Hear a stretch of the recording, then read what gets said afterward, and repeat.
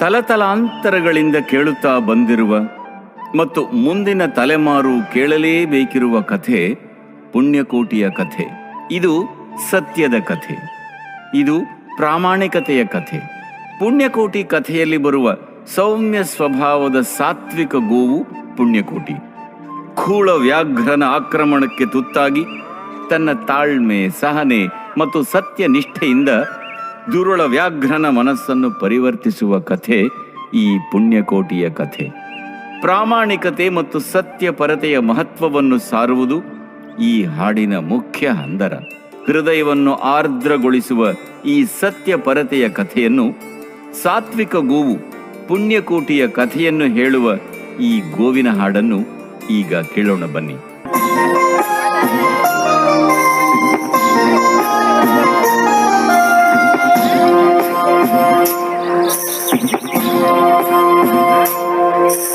ಧರಣಿ ಮಂಡಲ ಮಧ್ಯದೊಳಗೆ ಮೆರೆಯುತ್ತಿಹ ಕರ್ನಾಟ ದೇಶದೊಳಿರುವ ಕಾಳಿಂಗನೆಂಬಗಲ್ಲನ ಪರಿಯ ನಾನೆಂದು ಪೇಳ್ವೆನು, ಪರಿಯ ನಾನೆಂದು ಪೇಳ್ವೆನು.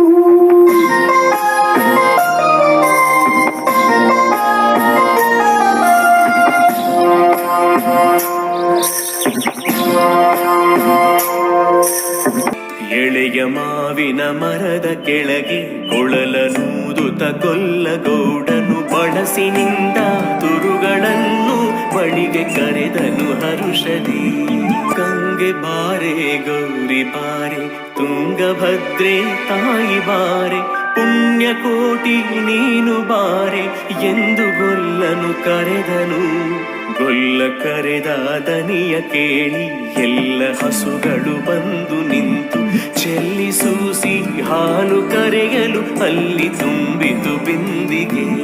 ಸತ್ಯವೇ ಭಗವಂತನೆಂದ ಪುಣ್ಯಕೋಟಿಯ ಕಥೆಯಿದು, ಸತ್ಯವೇ ಭಗವಂತನೆಂದ ಪುಣ್ಯಕೋಟಿಯ ಕಥೆಯಿದು. ಹಬ್ಬಿದ ಮಲೆ ಮಧ್ಯದೊಳಗೆ ಅರ್ಭುತಾನೆಂದೆಂಬ ವ್ಯಾಘ್ರನು ಅಬ್ಬರಿಸಿ ಹಸಿ ಹಸಿದು ಬೆಟ್ಟದ ಕಿಪ್ಪಿಯೊಳು ತಾನಿದ್ದನು. ಹಬ್ಬಿದ ಮಲೆ ಮಧ್ಯದೊಳಗೆ ಅದ್ಭುತಾನೆಂದೆಂಬ ವ್ಯಾಘ್ರನು ಅಬ್ಬರಿಸಿ ಹಸಿ ಹಸಿದು ಬೆಟ್ಟದ ಕಿಪ್ಪಿಯೊಳು ತಾನಿದ್ದನು. ಸಿಡಿದು ರೋಷದಿ ಮುರಿಯುತ್ತಾ ಹುಲಿ ಗುಡುಗುಡಿಸಿ ಬೋರಿಡುತ್ತ ಚಂಗನೆ ತುಡುಕಲೆರಗಿದ ರಭಸ ಕಂಜಿ ಚದುರಿ ಹೋದವು ಹಸುಗಳು. ಪುಣ್ಯಕೋಟಿ ಎಂಬ ಹಸುವು ತನ್ನ ಕಂಡಲೆ ನೆನೆದುಕೊಂಡು ಮುನ್ನ ಹಾಲನ್ನು ಕೊಡುವೆನೆನುತ ಹಿಂದೆದೀತಾ ಬರುತ್ತಿದೆ. ಹಿಂದೆ ನಗೆ ಆಹಾರ ಸಿಕ್ಕಿತು ಎಂದು ಬೇಗನೆ ದುಷ್ಟ ವ್ಯಾಘ್ರನು ಒಂದು ಬಳಸಿ ಅಡ್ಡಗಟ್ಟಿ ನಿಂದನ ಹುಲಿರಾಯನು.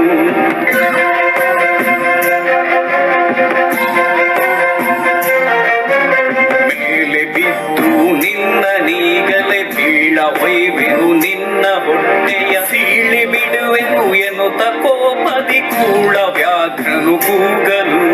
ಒಂದು ದಿನ ಹೋಲಿಗೆ ಕೇಳು ಕಂಡನಿರುವಳು ತೊಟ್ಟಿಯೊಳಗೆ, ಒಂದು ನಿಮಿಷದಿ ಮೊಲೆಯ ಕೊಟ್ಟು ಕಂಡು ಸೇರು ಇಲ್ಲಿಗೆ. ಹಸಿದ ವೇಳೆಗೆ ಸಿಕ್ಕಿದೊಡವೆಯ ವಶವ ಮಾಡದೆ ಬಿಡಲು ನೀನು ನುಸುಳಿ ಹೋಗುವೆ ಮತ್ತೆ ಬರುವೆಯ ಹುಸಿಯ ನಾಡುವೆ ಎಂದಿತು. ಸತ್ಯವೇ ನಮ್ಮ ತಾಯಿ ತಂದೆ, ಸತ್ಯವೇ ನಮ್ಮ ಬಂಧು ಬಳಗ, ಸತ್ಯವಾಕ್ಯಕ್ಕೆ ತಪ್ಪಿ ನಡೆದರೆ ಮೆಚ್ಚನ ಪರಮಾತ್ಮನು.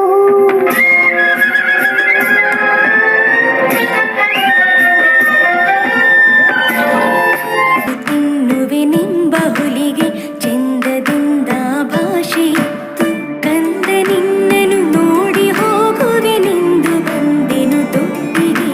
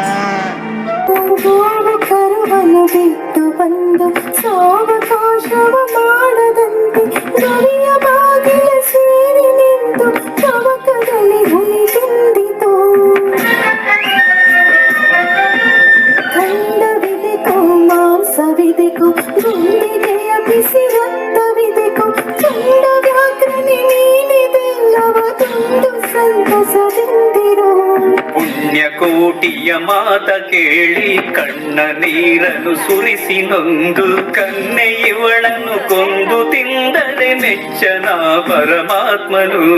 ಎನ್ನ ಒಡ ಹುಟ್ಟಕ್ಕ ನೀನು ನಿನ್ನ ಕೊಂದು ಏನ ಪಡೆವೆ ಎನ್ನುತ್ತಾ ಹುಲಿ ಹಾವಿನೆಗೆದು ತನ್ನ ಪ್ರಾಣವ ಬಿಟ್ಟಿತು. ಸತ್ಯವೇ ಭಗವಂತನೆಂಬ ಪುಣ್ಯಕೋಟಿಯ ಕಥೆಯಿದು. ಸತ್ಯವೇ ಭಗವಂತನೆಂಬ ಪುಣ್ಯಕೋಟಿಯ ಕಥೆಯಿದು.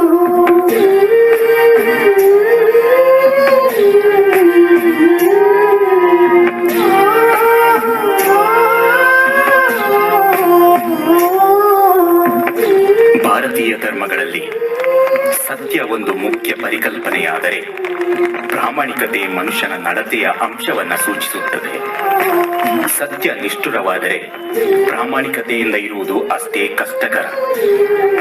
ನಮ್ಮ ಜೀವನದ ಅನೇಕ ಮಹತ್ವದ ಸಮಯದಲ್ಲಿ ನಮ್ಮ ಎದುರು ಸುಳ್ಳು ಅಥವಾ ಸತ್ಯ ಆಯ್ಕೆಯಾಗಿರುತ್ತದೆ. ಸುಳ್ಳು ಅತ್ಯಂತ ರಮಣೀಯವಾಗಿದ್ದರೆ ಸತ್ಯ ಕಟುವಾಗಿರುತ್ತದೆ.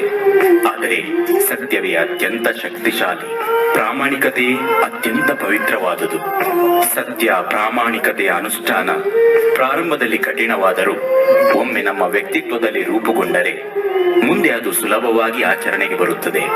ಸತ್ಯ ಹಾಗೂ ಪ್ರಾಮಾಣಿಕತೆಯ ಧೈರ್ಯದಿಂದ ಭಯದ ಮೇಲೂ ಜಯ ಸಾಧಿಸಬಹುದು.